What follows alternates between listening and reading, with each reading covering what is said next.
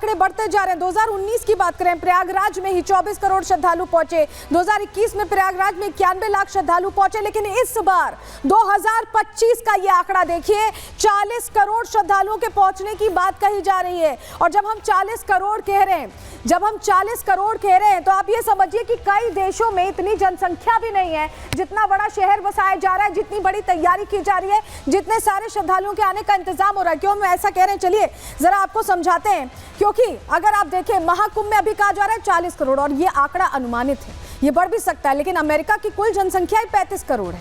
आगे आपको बताते हैं, पाकिस्तान में 24 करोड़ जनसंख्या है, रूस में 14 करोड़ लोग ही रहते हैं, जापान में करीब 12.5 करोड़ लोग ही रहते हैं, वहीं ऑस्ट्रेलिया की बात करें तो 2.66 करोड़ लोग ही रहते हैं। यानी इन सब से कितना बड़ा आयोजन ये हो रहा है, ये हम आपके सामने बता रहे हैं। आपको बता रहे हैं 40 करोड़ श्रद्धालुओं के आने की संभावना के बीच दुनिया की कुल आबादी के 5% लोग यहाँ महाकुंभ में आने वाले। कितना बड़ा और भव्य आयोजन है। आप ये समझिए, यह आंकड़ा पाकिस्तान की कुल जनसंख्या का 2 गुना है। 24 करोड़ हमने आपको बताया था, कुल जनसंख्या का 2 गुना है। और यह भी समझिए कि श्रद्धालुओं की संख्या अमेरिका की जनसंख्या से भी ज्यादा। हमने अमेरिका की जनसंख्या भी आपको बता दी। और ये जो आंकड़ा है, ये अपने आप में बता रहा है कि तैयारियां कितने वृहद स्तर पर, कितने बड़े स्तर पर की गई हैं। और रूस की आबादी के बीच यहाँ 3 गुना लोग पहुंचने वाले हैं। और चलिए जरा एक और तस्वीर आपको जल्दी से दिखाते हैं, क्योंकि जब इतनी संख्या में लोग पहुंचेंगे तो रसोई कैसे यहाँ पर बनाई गई है। माँ की रसोई देखिए, जहाँ 24 घंटा खाना मिलेगा, उसकी तैयारी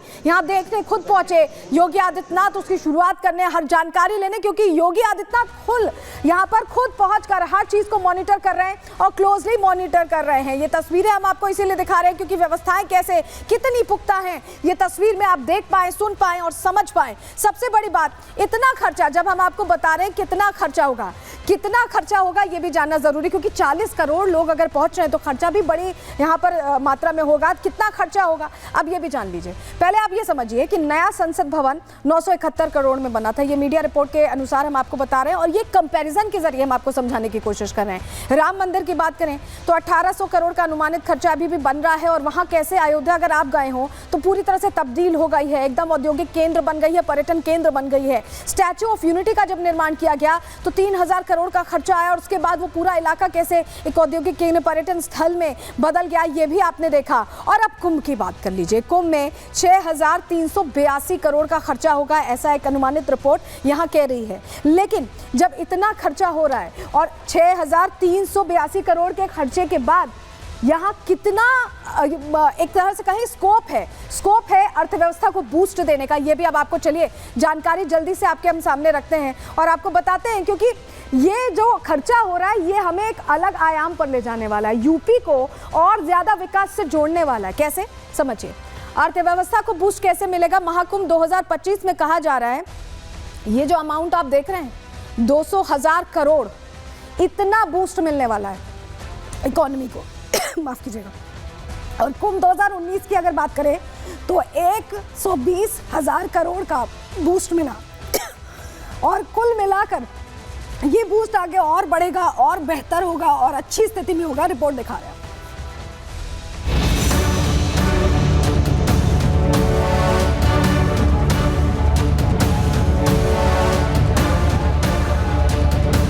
जो भाव 1 वर्ष पहले अयोध्या के लिए था,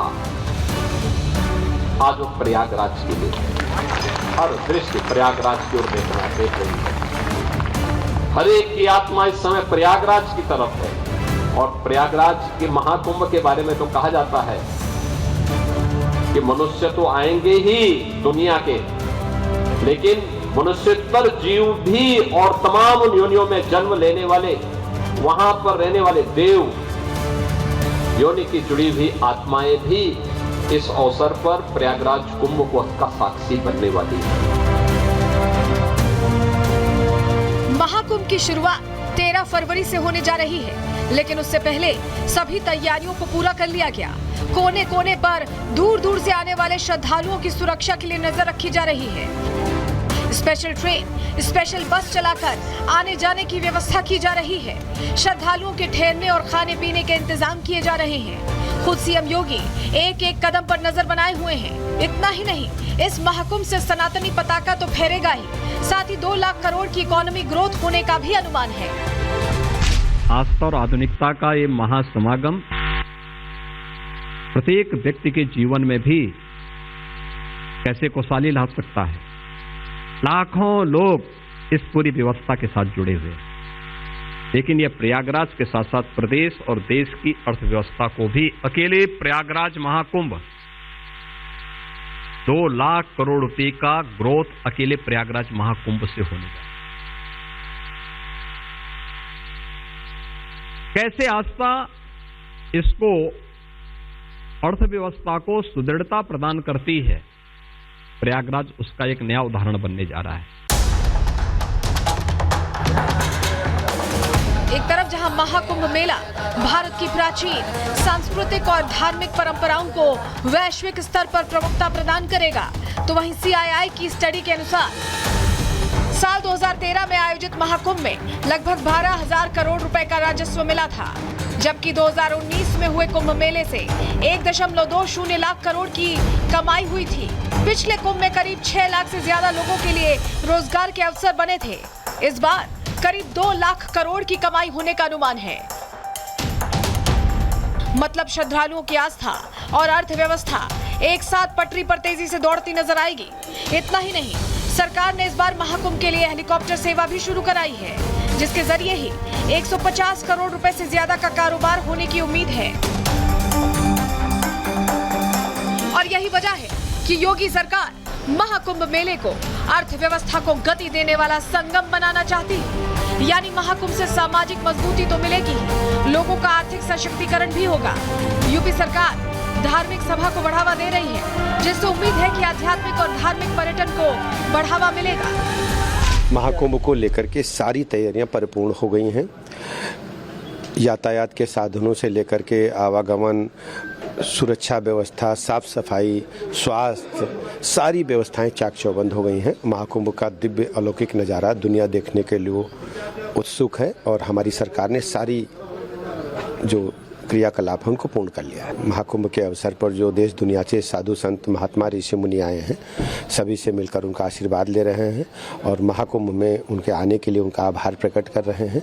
और ये हम सबकी जिम्मेदारी है कि महाकुंभ में जो हमारे साधु संत पधारे हैं उनको कहीं कोई दिक्कत न हो, सुव्यवस्थित उनका कार्यक्रम संपन्न हो, उसके तहत हम सबका आशीर्वाद ग्रहण करें। हालांकि अभी भी कुछ ऐसे राजनीतिक दल हैं जो कुंभ में हो रहे खर्चे को लेकर सवाल उठा रहे हैं, लेकिन योगी सरकार इन आरोपों के बाद भी अर्थव्यवस्था को बूस्ट करने वाले और सनातनी आस्था को दुनिया के कोने कोने में पहुंचाने वाले महाकुंभ मेले को भव्य, दिव्य और अलौकिक बनाने में जुटी है। Bureau report, Republic Bharat. वहीं यूपी सरकार में मंत्री ओपी राजभर कह रहे हैं कि इससे बूस्ट मिलने वाला है, इकोनॉमी में और बेहतरी होने वाली है। सुनिए जरा।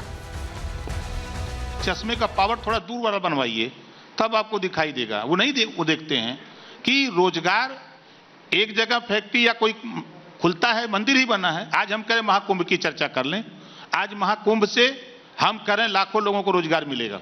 वहां से जब से काम चालू हुआ है, काम हो रहा है, तो मजदूर तबका काम कर रहा है, अधिकारी काम कर रहे हैं, सारे लोग लगे हैं काम कर रहे हैं, तो कहीं ना कहीं एक रोजगार सृजित हो रहा है।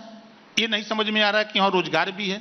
भाई हम कह रहे कि माली अगर माला भी वहां व्यवस्था कर रहा है तो वो भी तो कारोबार है, उसका भी तो कारोबार है। जो किसान खेत में फूल उगा रहा है, उस फूल उगाने वाले किसान को भी तो प्रॉफिट है, वहां तो नहीं देख रहे हैं। और उस घर में जो धागे में माला फूल को गुथता है, वो भी तो आमदनी उसकी हो रही है, वहां तक तो नजर नहीं है। नजर खाली है कि महाकुंभ सही नहीं हो रहा है, गड़बड़ हो रहा है। अरे भैया, जब आपकी सरकार थी, आप अपनी सरकार में देख लीजिए कि हमने क्या किया था, आज क्या हो रहा है। इसी पे तुलना कर लीजिए तो समझ में आ जाए।